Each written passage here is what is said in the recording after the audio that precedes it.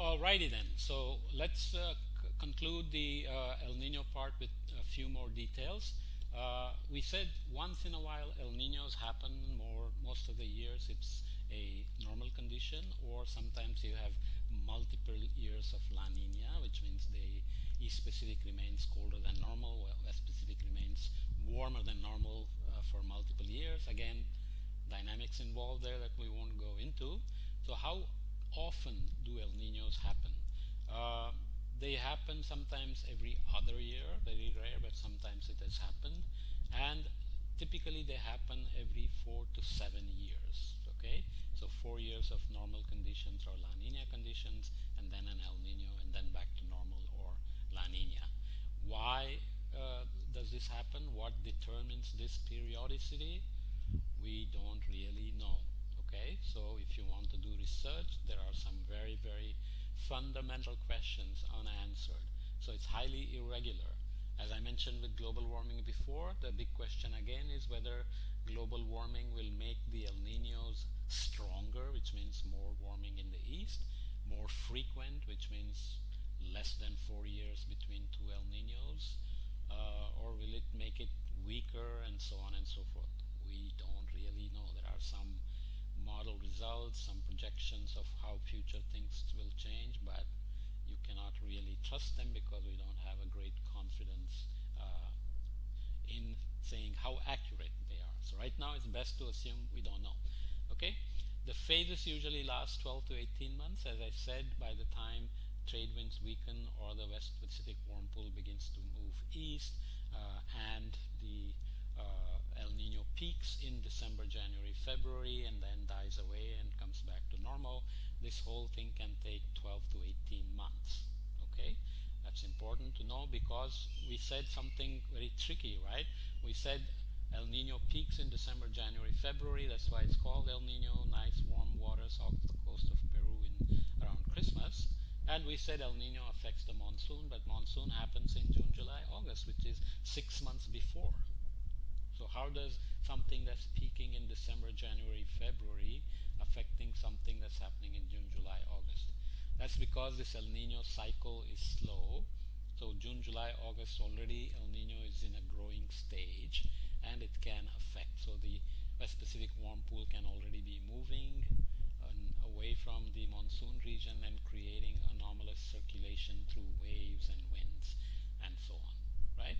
So this is why El Nino can affect things throughout the year, even though it itself peaks in December, January, February, and it also affects things after it's finished because it has perturbed the entire Hadley cell, Walker cell circulations. Okay, so there are records from ocean sediments, which we haven't said much about.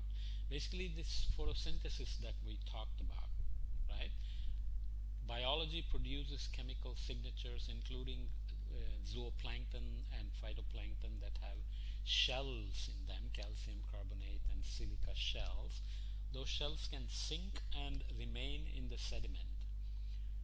And those shells have signatures of ocean temperature when they formed. Their abundance can change based on El Nino because El Nino changes the upwelling and the amount of nutrients, amount of phytoplankton, hence amount of zooplankton, and so on. So these signatures are sequestered in the ocean bottom, which can be used to interpret how El Nino has changed in the past. Why is it important? Because we can look at the last century, for example, using various such data, and you can see here going from 1950 to about 2015 or so, the anomalies are being shown. So normal condition is, let's say, 0. When it's colder than normal in blue here, that's a La Nina. When it's red and above normal, that's a El Nino. And by eye, you can see that there are times when there are more cold blobs and there are times when there are more warm blobs. So for example, from the mid 70s to let's say early 80s, mid 90s, and so on, there seem to be many more reds than blues. So more El Ninos happened in some decades, more La Niñas happened in some decades. How does this happen? Again, we don't exactly know, but there is something called the Pacific Decadal Oscillation, which means El Nino is an interannual oscillation. It happens on multi-year timescales. Things that happen on multi-decadal timescales, like 20 to 30 years, they are given different names. So that's a Pacific Decadal Oscillation, which has its own pattern, and so on. So where are we going with this? Basically, El Nino seems like an oscillation that happens, but it has decadal kind of behavior where it's stronger in some decades, weaker in some decades, but it can happen every 2 to 10 years, which is a very broad band. So there are lots of unknowns, but together we also have to know how this system is responding to global warming, because that determines whether California will continue to get drier, South America will continue to get drier, monsoon will continue to be weaker, and so on and so forth.